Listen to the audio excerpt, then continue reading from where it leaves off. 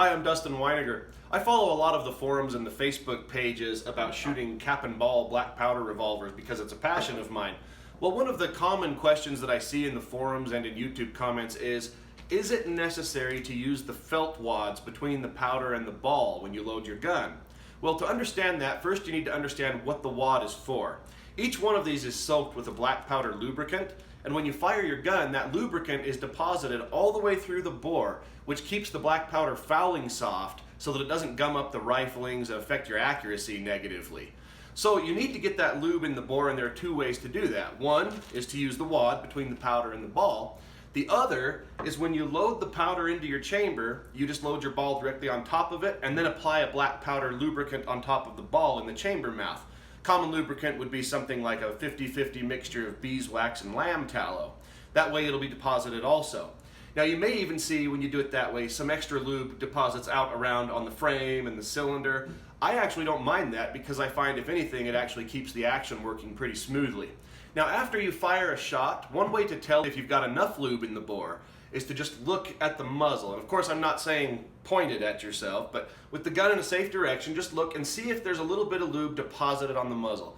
If so, that means you're getting it all the way through the bore and you're using enough.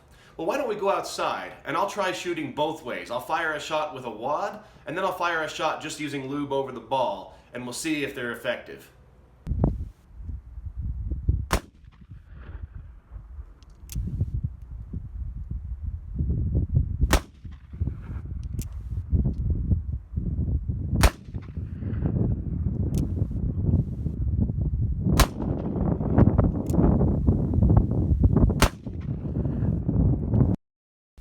It may be difficult to see on camera, but there is just a faint ring of lube around the muzzle, which means there is enough being deposited throughout the bore. This time, instead of using wads, I've applied a lube directly over the balls in the chamber mouths. This is just a lube I made myself using beeswax and lamb tallow.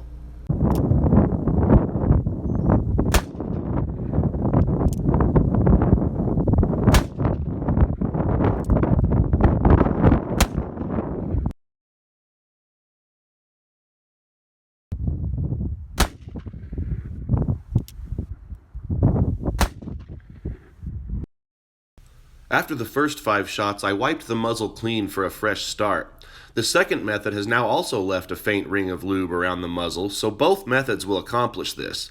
Now, if this was really a scientific experiment, I would have cleaned out the entire bore between methods, but I did not because this is just a demonstration. So back to the original question, are the wads necessary?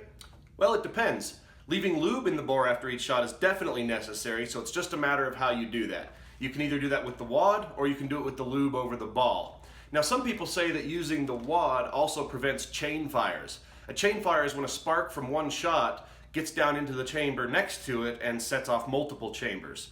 Well, this can help with that by having that lube behind the ball, but using the lube over the ball also accomplishes the same thing. But another thing to keep in mind is the best way to prevent chain fires is first use an oversized ball that shaves a ring of lead off when you insert it into the chamber. And also make sure you're using the correct size caps because a chain fire can happen from the rear of the chamber too. So, are the wads necessary? Depends. If you're using lube over the ball, no. But if not, then you do need to use the wad to make sure you're getting the lube in the bore that way. As always, I hope the video was helpful and that you enjoyed it. Don't forget to click that like button below and subscribe to the channel so you can see more videos. And thank you so much for watching.